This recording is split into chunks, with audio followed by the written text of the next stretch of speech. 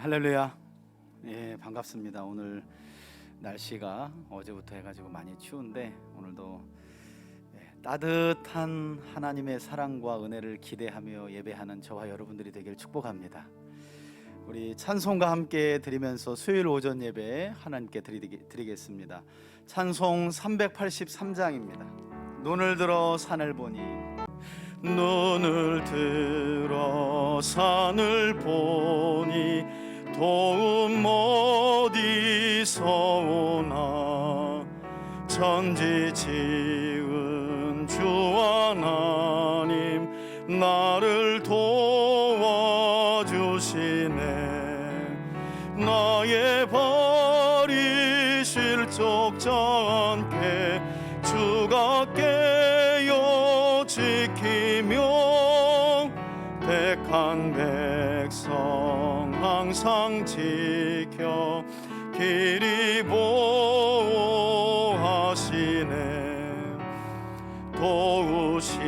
도우시는 하나님이 내게 그늘 되시니, 낮의 해와 밤의 달이 너를 상치 않겠네.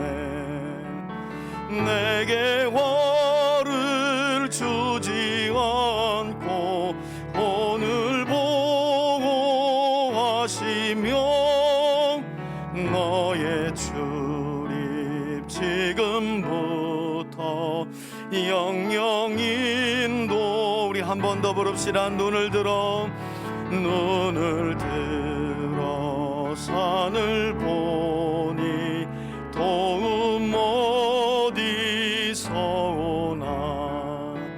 천지 지은 주 하나님 나를 도와주시네.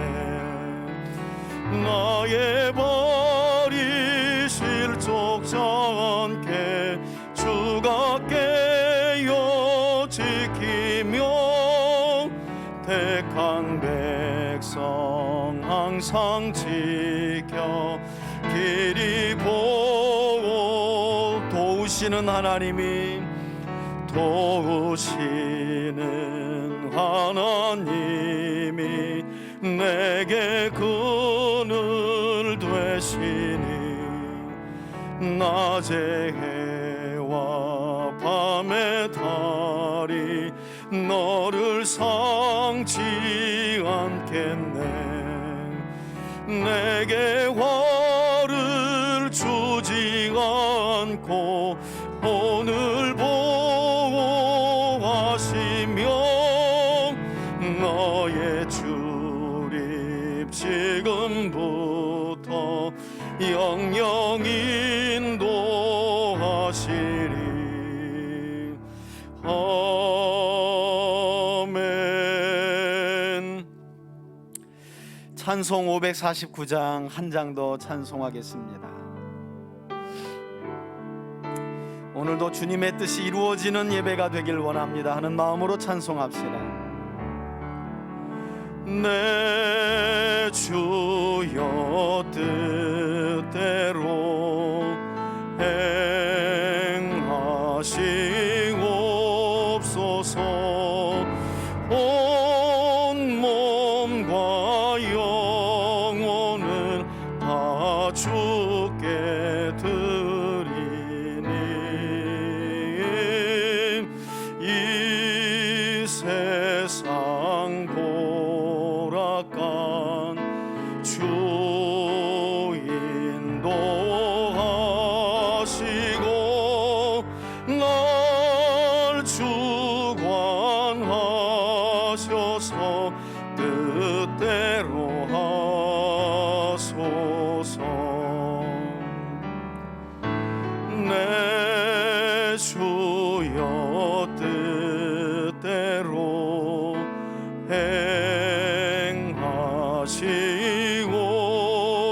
행하시옵소서. 큰 근심 중에도 낙심케 마소.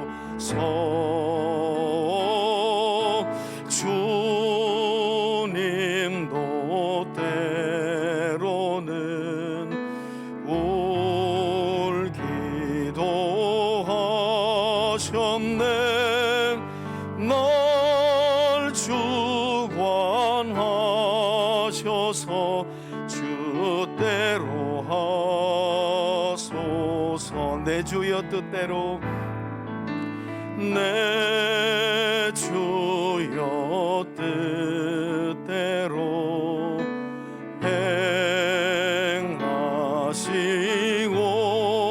행하시옵소서. 내 모든 일들을 다 주께 맡기고 저 천성 향하여 고요히 가리니 살든지 죽든지 뜻대로 하소. 사무엘상 6장 10절부터 16절까지 저와 여러분들이 함께 읽도록 하겠습니다. 함께 합독합니다. 그 사람들이 그같이 하여 전나는 소 둘을 끌어다가 수레를 메우고 송아지들은 집에 가두고 여호와의 궤와 및 금쥐와 그들의 독종의 형상을 담은 상자를 수레 위에 실으니 암소가 벳세메스 길로 바로 행하여 대로로 가며 갈 때에 울고 좌우로 치우치지 아니하였고 블레셋 방백들은 벳세메스 경계선까지 따라가니라. 벳세메스 사람들이 골짜기에서 밀을 베다가 눈을 들어 궤를 보고 그 본 것을 기뻐하더니 수레가 벳세메스 사람 여호수아의 밭 큰 돌 있는 곳에 이르러 선지자 무리가 수레의 나무를 패고 그 암소들을 번제물로 여호와께 드리고 레위인은 여호와의 궤와 그 궤와 함께 있는 금보물 담긴 상자를 내려다가 큰 돌 위에 두매 그날에 벳세메스 사람들이 여호와께 번제와 다른 제사를 드리니라. 블레셋 다섯 방백들이 이것을 보고 그날에 에그론으로 돌아갔더라. 아멘. 할렐루야. 오늘도 3대 가정 모두가 진리의 영이신 성령님의 도움을 받아서 또 내주하시는 성령님의 충만한 은혜를 덧입어 우리 성경 바로 알기 시리즈 설교 시간을 통해 제가 기도했던 것처럼 편견 없고 왜곡 없이 그리고 성경 본연의 뜻을 바르게 더욱 깊이 알아가는 복된 시간이 되길 원합니다. 여러분, 매주 수요일마다 우리는 성경 안에 있는 수많은 인물들에 관해서 함께 살펴보고 있습니다.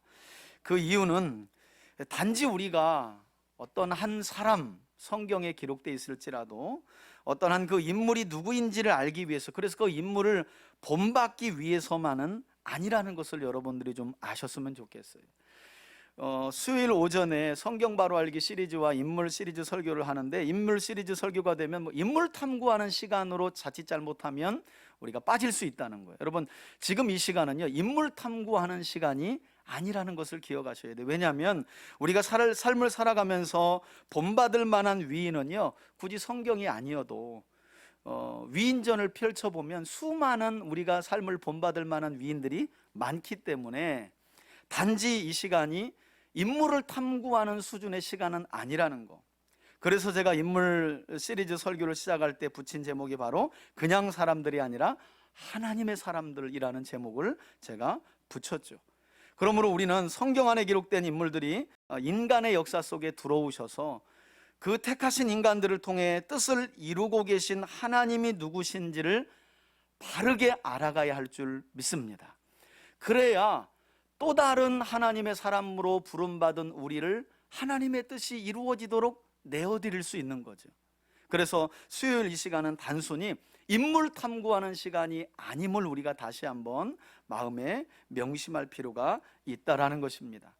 여러분, 오늘 본문 말씀은 사무엘상 4장으로부터 사실 시작이 돼요. 우리가 6장 일부의 본문을 읽었는데요, 오늘 본문에 담겨진 이야기의 시작은 4장부터 사무엘상 4장부터 시작이 되는데, 블레셋에 빼앗긴 하나님의 언약궤가 이스라엘의 벳세메스라고 하는 지역으로 다시 돌아오는 과정 중에 일어났던 내용을 설명하는 내용이 바로 4장부터 쭉 이어지는 내용이 됩니다.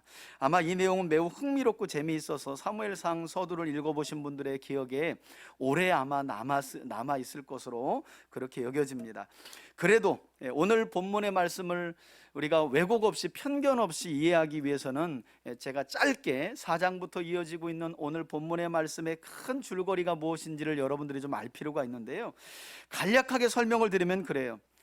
아무래도 하나님의 징계로 보이는데요, 이스라엘의 서쪽 지중해를 끼고 있는 블레셋이 이스라엘을 공격하게 되는 거예요. 이게 하나님의 섭리예요. 이스라엘이 하나님을 떠나 있었기 때문에 하나님께서 블레셋을 통해서 이스라엘을 공격하도록 하신 것 같은데, 이때 이스라엘의 군대가 4,000명가량 죽습니다. 이 당시 이스라엘의 최고 지도자가 누구였었냐면 영적인 지도자가 엘리라고 하는 사람이, 엘리.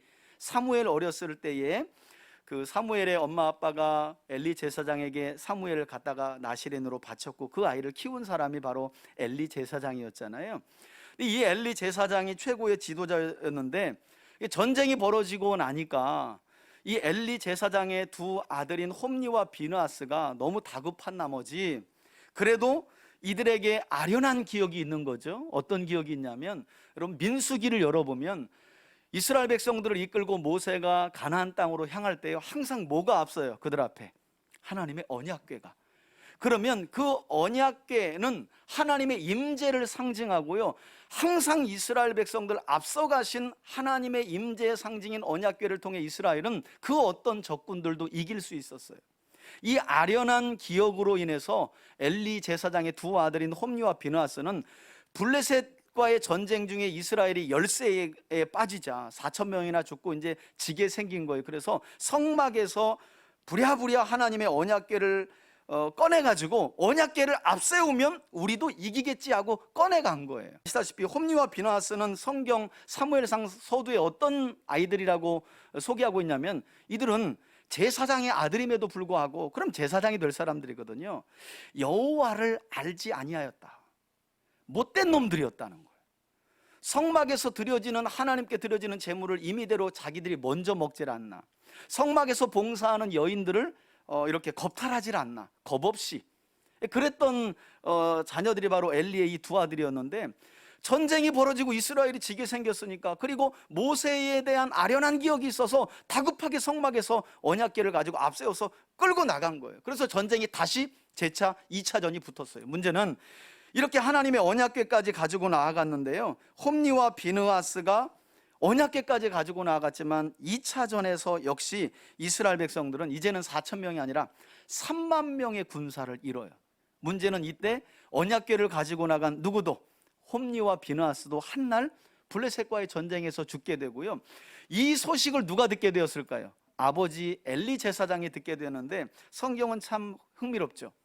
이렇게 말해요. 엘리는 비두나요, 뚱뚱했다는 거예요. 그래가지고 아들이 죽고 언약궤가 빼앗겼다는 소식을 듣고 하고 잡고 의자에서 쓰러졌는데 목이 부러져서 죽어버려요. 이런 끔찍한 일들이 벌어지게 된 거예요. 하지만 그 후에 너무 흥미롭게 이 빼앗긴 하나님의 언약궤가 전쟁에서 이스라엘의 신 하나님의 임재를 상징하는 언약궤를 뺏어왔으니 블레셋 나라가 얼마나 이 기고만장했겠어요.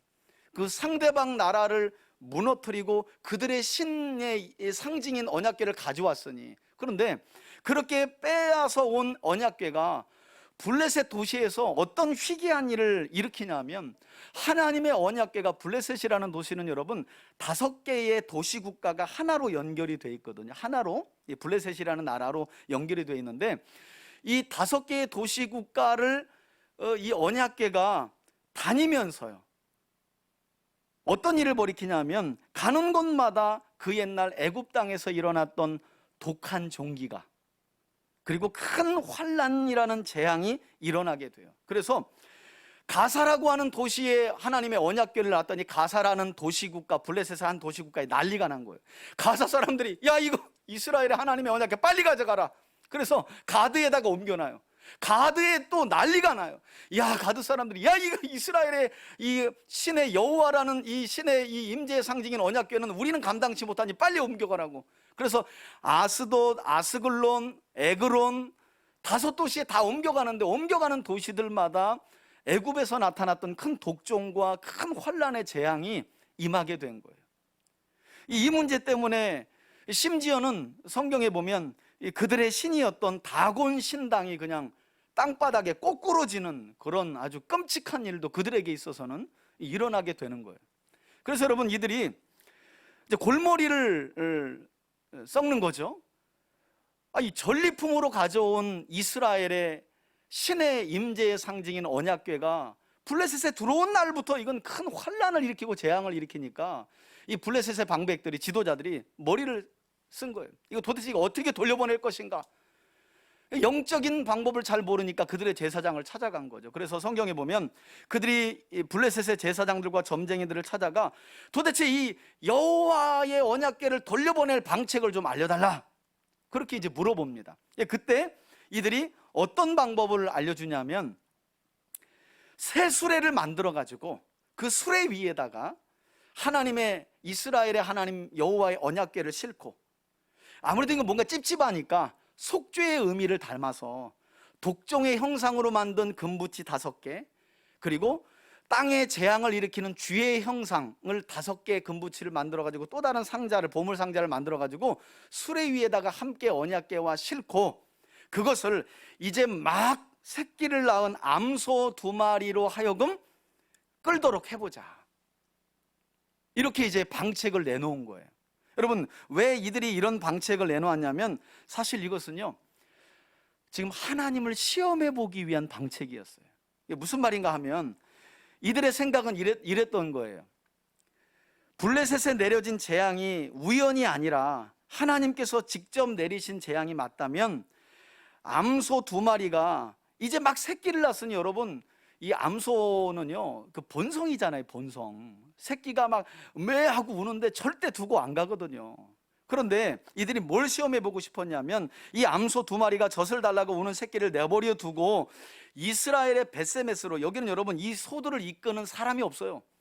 그냥 새 수레에다가 하나님의 언약궤와 보물상자, 속죄의 의미가 담긴 보물상자 딱 올려놓고 2마리 암소, 이제 막 새끼를 낳은 암소만 딱 메어 놓은 거예요. 그리고 시험하는 거예요. 요 소가 만일 이스라엘 지역의 산비탈이거든요. 벳세메스는 300에서 500m짜리예요. 여러분, 뒤에서 채찍질을 가해도 못 가는 거예요. 그 무거운 금붙이하고 언약궤를 몰고는 이 소를 뒤에서 채찍질해도 안 가는 거예요. 근데 그런 걸로 시험해 보는 거예요. 지금 비탈길에다 놓고, 그렇게 가면 여호와라는 신이 블레셋 5도시 국가에 재앙을 내린 게 맞고, 만일 이 2마리의 암소가 수레를 끌고 벳세메스로 가지 않고 젖을 달라고 우는 새끼들에게로 간다면, 본성대로 간다면, 그건 블레셋에 내려진 재앙이 우연이라고, 그렇게 여기기로 지금 하나님을 시험해 보기로 한 거죠. 여러분, 어떠세요? 이런 시험에 대해서 어떻게 생각하세요? 지금 이해하셨어요? 이 시험이 뭔지 지금? 본성대로 새끼들에게 가서 젖을 물리면 일어난 재앙은 우연이고, 지금 암소가 본성을 거느리고 300에서 500m 되는 비탈길을, 그 무거운 수레를 끌고 가면 여호와께서 애굽에 재앙을 내린 거다. 여러분, 어떤 생각이 드세요? 야, 저는 믿지 않고 싶은 것도 여러 가지다, 참 이런 생각이 들더라고요. 야, 참 사람의 마음이 그렇구나. 아니, 언약궤가 옮겨지는 지금 여러분 5도시 국가예요. 한 도시에서 일어난 사건이 아니고, 하나님의 언약궤가 옮겨지기만 하면 독한 독종과 땅의 재앙이 임한 거예요. 이미 5번이나 임상 실험이 끝난 상황이에요. 그런데도 이 블레셋 사람들은 하나님의 살아계심과 그 존재를 인정하기보다는요, 우연을 바라는 거예요. 우연을 바라요.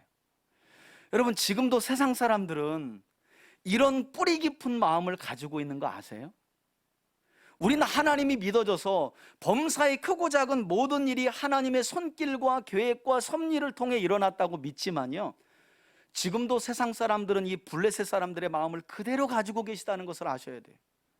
절대 하나님을 인정하지 않아요. 우연이겠지. 여러분 보세요.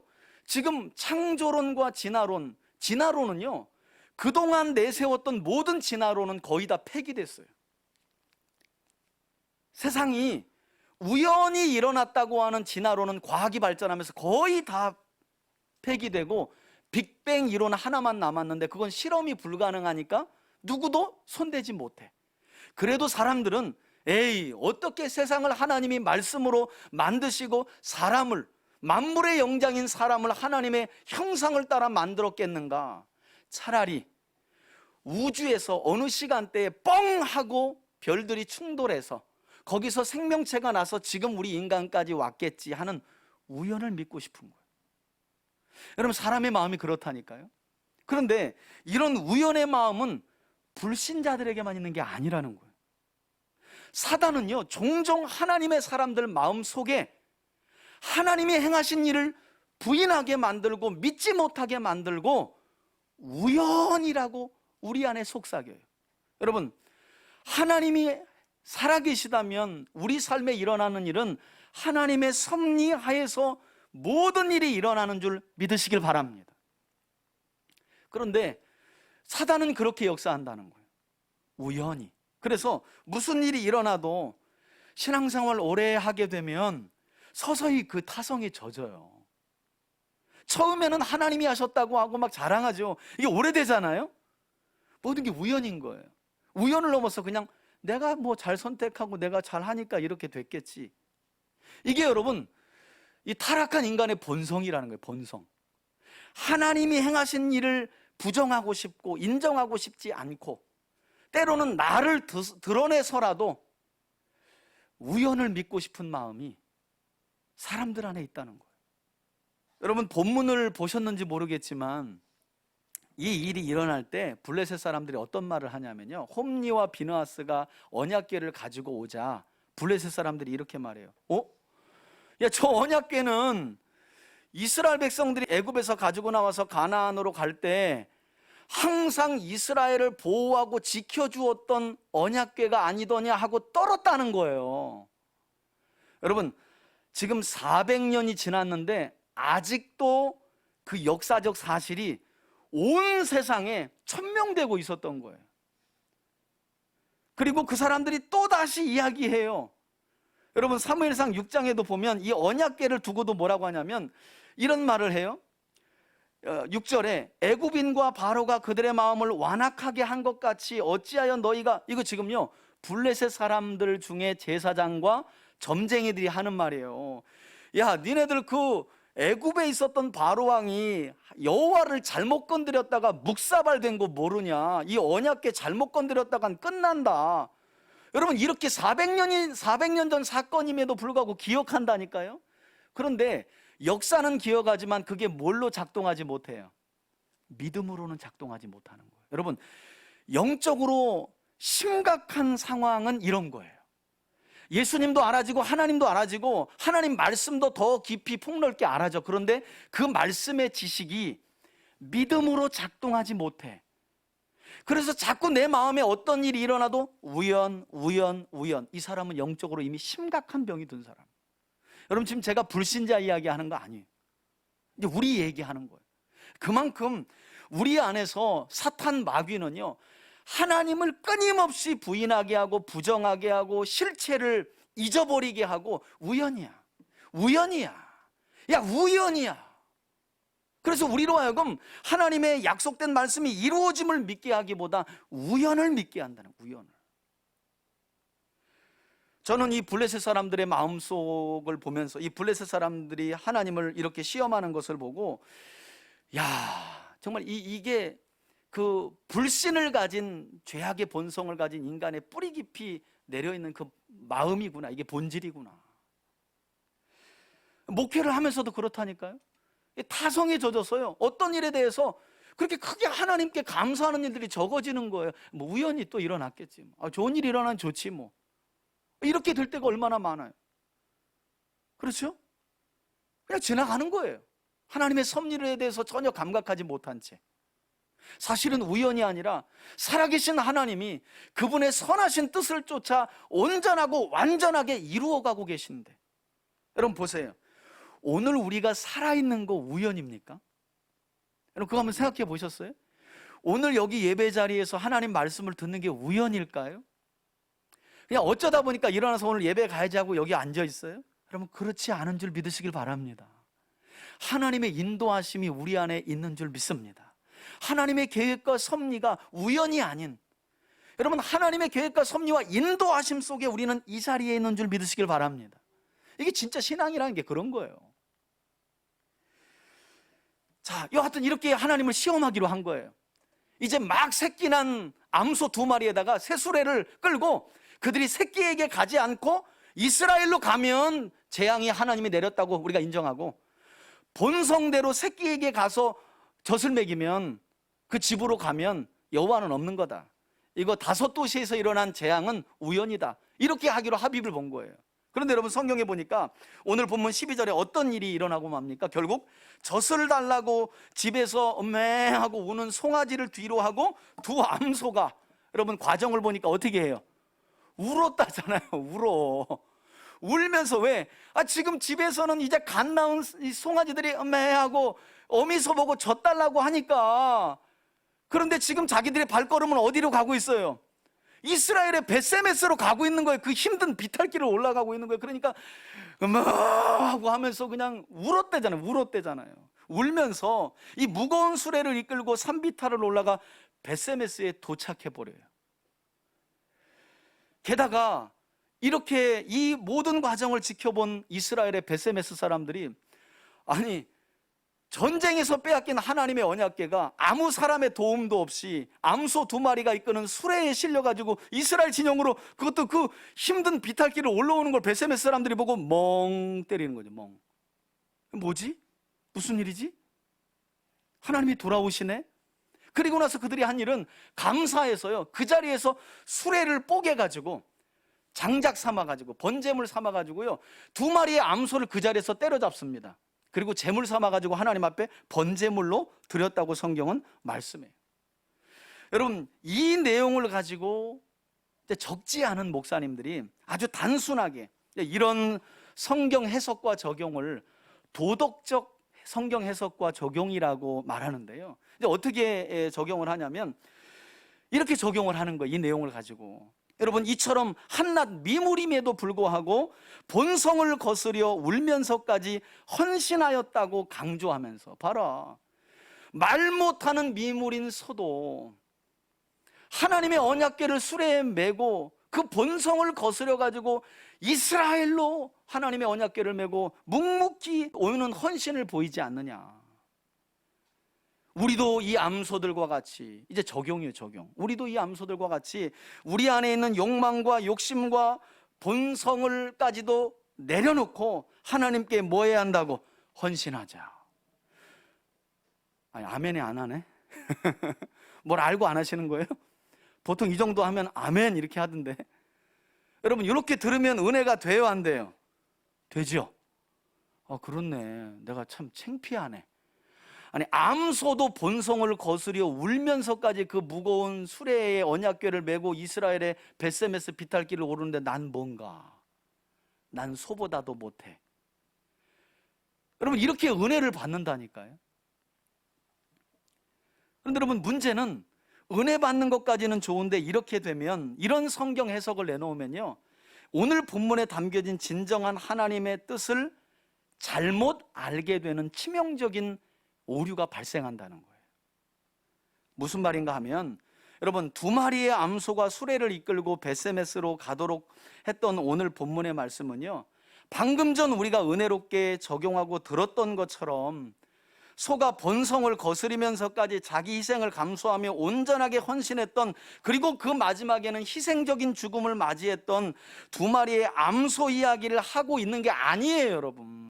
오히려 오늘 본문은요, 블레셋 사람들이, 여러분 이 본문 사건이 뭐 때문에 일어났는지 한번 보세요. 이 암소가 뭐 때문에 등장하는지를 한번 주목해 봐야 돼요. 뭐 때문이었어요? 처음부터 이들은 블레셋의 5도시 국가에서 벌어진 재앙이 하나님이 한 거냐 우연히 일어난 거냐를 두고 시험했던 거예요. 그래서 결과적으로는 우연히 일어난 거래요, 하나님이 하신 거래요? 그렇죠, 하나님이 하셨다는 거예요. 그러면 이 암소의 이야기는 뭘로 귀결되고 뭘로 결론이 나야 돼요? 하나님이 이스라엘을 대적하는 블레셋을 뭐 하시고? 심판하신 것이고, 블레셋에게는 심판의 주가 되시는 그 하나님이 이스라엘에게는 구원의 주가 되셔서 스스로 암소를 억어하고 어떻게 돌아오셨다. 여러분, 성경은 이렇게 해석과 적용이 돼야 된다는 거예요. 여러분 생각해 보세요. 암소가 인격이 어디 있어요? 암소가 인격이 어디 있어서 욕망을 거스리고 자발적으로 순종하고 헌신할 수 있었겠냐는 거예요. 우린 암소를 인격체로 보는 거야. 거기에다가 우리를 적용시키는 거지. 여러분, 암소는요 지금 자기가 왜 벳세메스로 가는지 몰라요. 그 수레에 하나님이 타셨기 때문에 새끼에게 마음은 가고 싶은데 발길이 벳세메스로 가고 있는 거예요. 자기 이 암소 스스로가 본성을 거스리고 울면서까지 순종한 게 아니라 하나님이 이 암소의 고삐를 잡고 계시기 때문에 뭐 하시려고? 하나님이 이스라엘의 하나님이실 뿐만 아니라 만군의 여호와, 만군의 주임을 블레셋과 이스라엘과 온 땅에 뭐 하시기 위해서? 드러내시기 위해서. 할렐루야. 여러분, 그러기 위해서 오늘 본문이 우리에게 기록되었다는 거예요.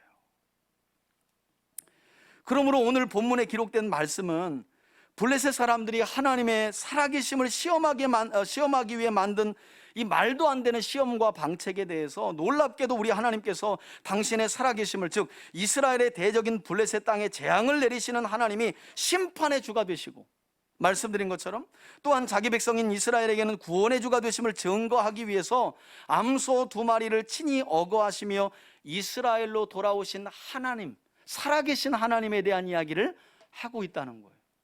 여러분, 일부이긴 하지만 우리가 성경을 읽고 해석하고 적용하는 데 있어서요 얼마나 많이 이 도덕과 윤리적으로만 성경을 해석하는지 몰라요.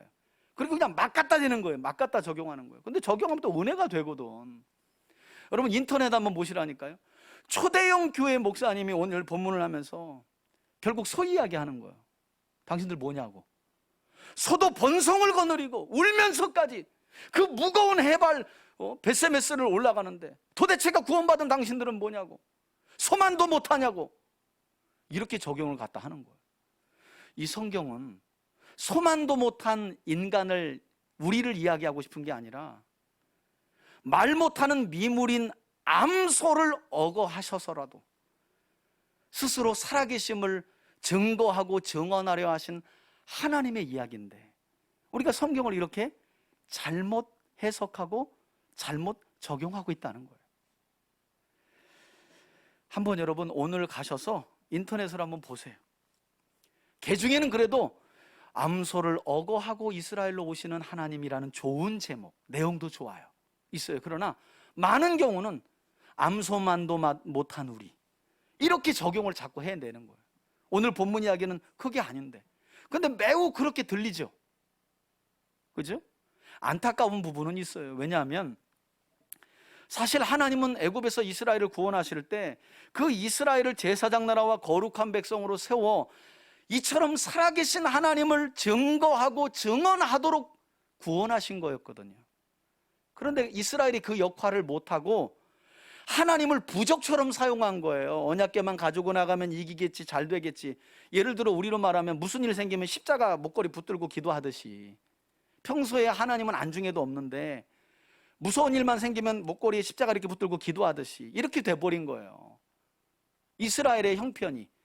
그래서 하나님 스스로가 아무 도움도 없이 이스라엘의 적군 한복판으로 들어가 5도시를 돌면서 봤지, 내가 만군의 주다, 내가 이스라엘에게만 속한 것이 아니라 너희도 얼마든지 심판할 수 있고 구원할 수 있는 만군의 주야 라는 사실을 하나님 스스로 밝히시고, 그것도 하나님 스스로 미물인 암소 2마리를 어거하고 돌아오신 이야기.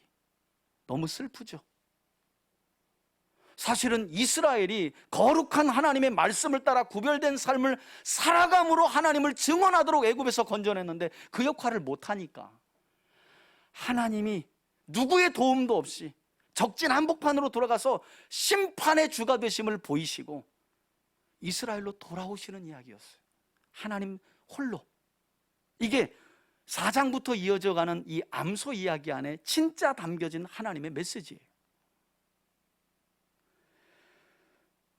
그러므로 오늘 본문 안에서 여러분 우리는 자기 희생을 통해 울며 헌신하는 은혜롭게 포장된 이 소를 주목할 것이 아니라, 그래서 제가 오늘 설교 제목이 뭐예요? 아직도 소만 보고 계십니까? 아직도 소만 보고 계십니까?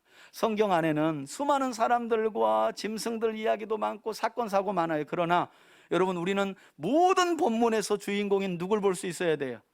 하나님을 볼 수 있어야 돼요. 그런 눈이 우리 3대 가족들에게 있기를 주의 이름으로 축원해 드립니다. 어떤 사람의 이야기, 어떤 희귀한 이야기, 어떤 신비한 이야기가 일어날지라도 그 이야기와 사건과 모든 배경의 주인공은 누구라고요? 하나님이세요. 암소가 아니란 말이에요. 하나님이세요. 하나님.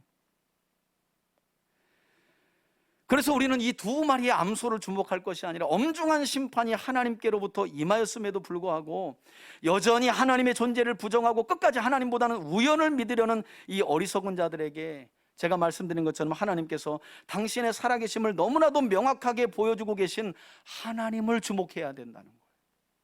그리고 더 나아가서 저는 지금도 하나님께서 진리의 말씀보다는 우연을 믿고 싶어하는 많은 사람들과 씨름하고 싸우고 계시다는 사실도 구원받은 저와 여러분들이 기억하면서 지난날 이스라엘의 역사를 우리 마음에 새기고 내가 그런 하나님을 도와드려야지, 이런 표현이 좀 그렇지만 내가 조금이라도 내 삶을 통해 하나님의 살아계심을, 하나님이 심판의 주가 되시고 구원의 주가 되심을 내 삶을 통해 가정이든 세상에서든지 내가 증거하고 증명하며 살아야지 하는 마음을 우리 3대 가족들이 가질 수 있기를 주의 이름으로 축원해 드립니다.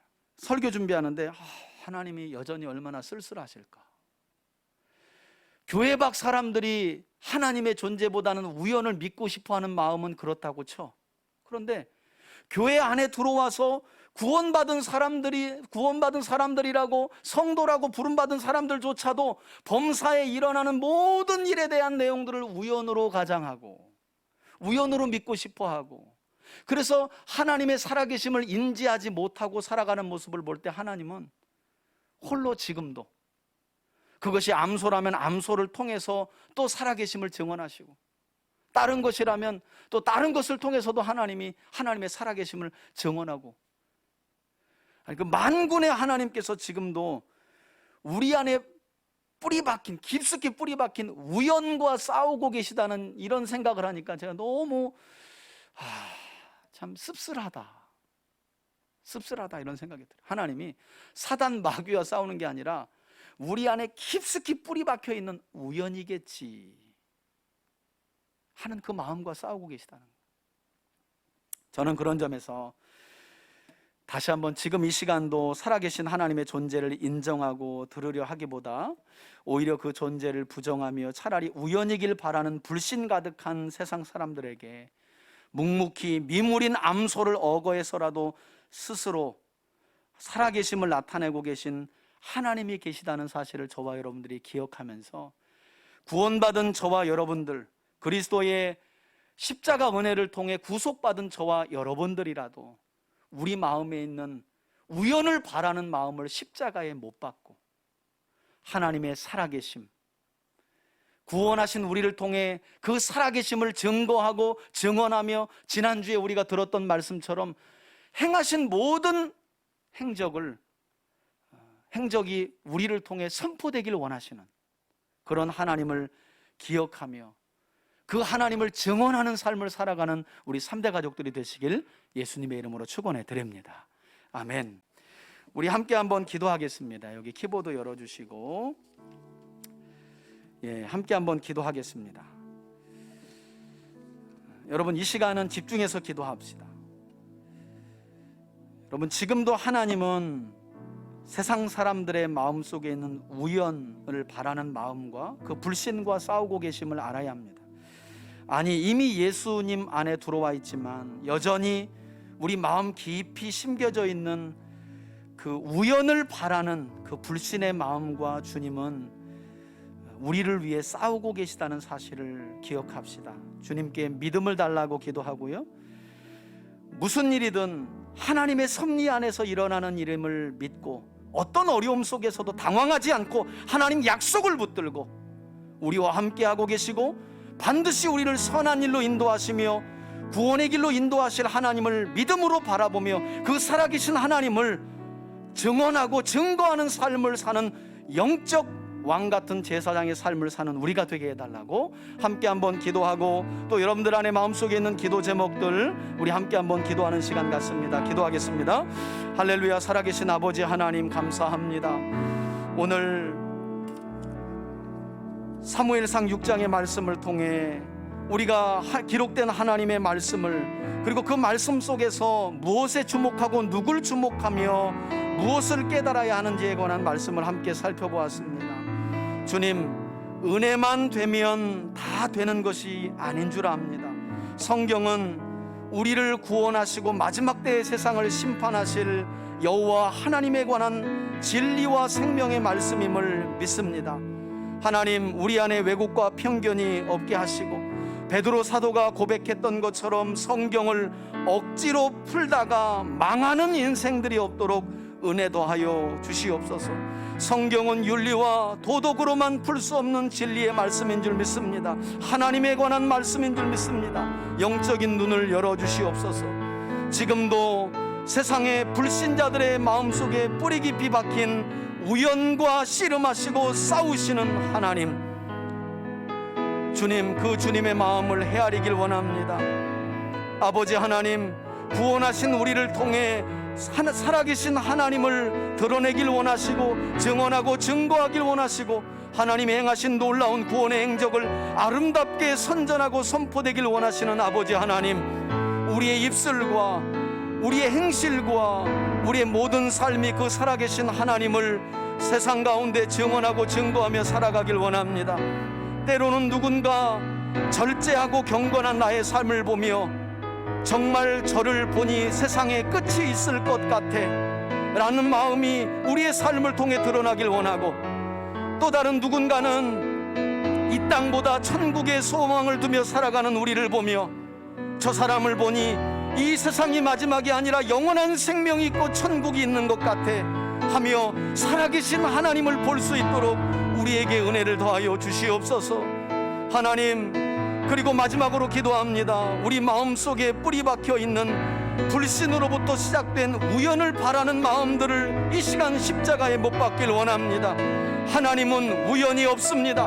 하나님 안에 있는 우리에게 우연이란 없습니다. 마침도 없고 우연도 없습니다. 하나님의 필연이요, 하나님의 섭리요, 하나님의 철저한 인도하심 속에 우린 살아가고 있는 줄 믿습니다. 크고 작은 우리 삶에 일어나는 일 속에서도 하나님을 보게 하옵소서. 살아계셔서 우리 삶 속에 역사하시는 하나님을 믿게 하여 주옵소서. 우리 마음속에 있는 우연을 바라는 모든 불신의 마음들을 십자가에 못 박습니다. 주님, 긍휼히 여겨 주옵소서.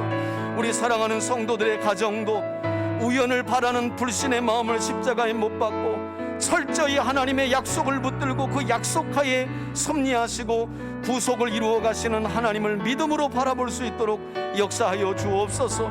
우리 교회의 사명을 다시 한번 생각해 봅니다. 세상 사람들은 지금도 일어나는 모든 일이 우연입니다. 코로나의 발생도 우연이고 코로나의 진행도 우연이고 코로나가 끝날지라도 우연이라고 말할 것입니다. 그러나 그렇지 않습니다. 이 땅에서 벌어지고 일어나는 모든 일은 하나님의 섭리와 계획 가운데 있음을 믿습니다. 우린 이 믿음을 가지고 세상과 역사를 판단하고 해석하고 적용해야 할 줄 믿습니다. 성경도 그렇게 해야 할 줄 믿습니다. 우리에게 이와 같이 진리의 눈을, 진리의 마음을 허락하여 주옵소서. 하나님, 우리 성도들의 가정을 지켜주시고 어려운 문제 속에 주님 말씀하여 주시고 성령님의 도우심 속에 선하신 주님의 손길을 힘입어 그 문제를 이겨낼 수 있도록 은혜 주시길 원합니다. 질병으로 고통당하는 지체들에게도 건강의 회복을 주시고, 자녀의 문제로 신음하고 눈물 흘리는 부모님들의 눈물도 주님 닦아주시옵소서. 하나님, 불신 가족을 위하여, 구원을 위하여 기도하는 심령의 눈물도 주님 눈물병에 담아주시길 원합니다. 주님의 도우심을 통해 주님께서 그 심령의 마음을 열어 복음이 들어가게 하시고, 하나님의 은혜로 거듭나 주의 백성 삼으시는 놀라운 역사 있게 하여 주옵소서. 하나님, 위드 코로나 상황으로 전개되며 많은 확진자들이 증가하고 있습니다. 하나님, 일상으로 가는 우리의 발걸음이 멈추지 아니하도록 긍휼과 자비를 베풀어 주옵소서. 하나님, 우리 3대 교회를 기억하여 주시고, 하나님, 우리 사랑하는 성도들 모두가 진리의 말씀과 기도로 거룩한 삶을 살아갈 수 있도록 은혜 허락하여 주옵소서. 그런 믿음으로 주님의 몸된 교회가 세워져 갈 수 있도록 은혜 허락하여 주옵소서. 제가 기도하겠습니다. 하나님, 오늘 사무엘상 6장의 말씀을 통해 소를 주목했던, 그래서 잘못 해석하고 적용했던 우리의 연약한 모습을 봅니다. 성경을 바르게 보고 또 바르게 해석하고 내 삶에 적용할 수 있도록 은혜 더하여 주옵소서. 지금도 세상 사람들뿐만 아니라 성도들의 마음속에 뿌리 깊이 박혀 도무지 뽑히지 않는 불신으로부터 시작된 우연과 싸우고 계신 하나님, 그래서 도무지 우연이 아님을 증언하시기 위해 전나는 눈물까지 흘리는 암소까지 사용하시고, 의심하는 도마에게는 다시금 나타나 옆구리를 만져보게도 하시고 손을 만져보게도 하신 좋으신 하나님, 우린 성경 안에서 그 좋으신 하나님을 주목하며 구원의 주가 되시고 심판의 주가 되시는 하나님만 바라볼 수 있도록 인도하여 주옵소서. 더 나아가 그 하나님을 우리 삶 속에 증언하고 증거하고 선전하고 선포하는 삶을 살아가길 원합니다.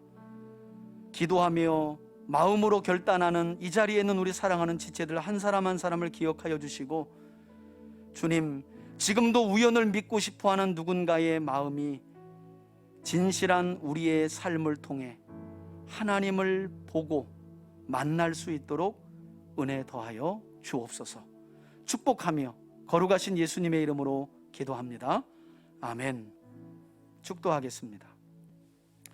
이제는 우리 주 예수 그리스도의 은혜와 하나님 아버지의 사랑과 성령의 교통하심이 지금도 할 수만 있다면 한 영혼이라도 구원하시기 위해 천년을 하루같이 기다리시며 주의 살아계심을 보이시는, 그래서 우연과 싸우시는 하나님을 기억하며 자신의 삶을 온전히 내어드려 살아계신 하나님을 증거하고 증언하고 선전하고 선포하며 살아가기를 결단하는 우리 사랑하는 3대 가족들 머리머리 위에, 저들의 가정과 기업 위에 이제로부터 영원토록 함께 계실지어다.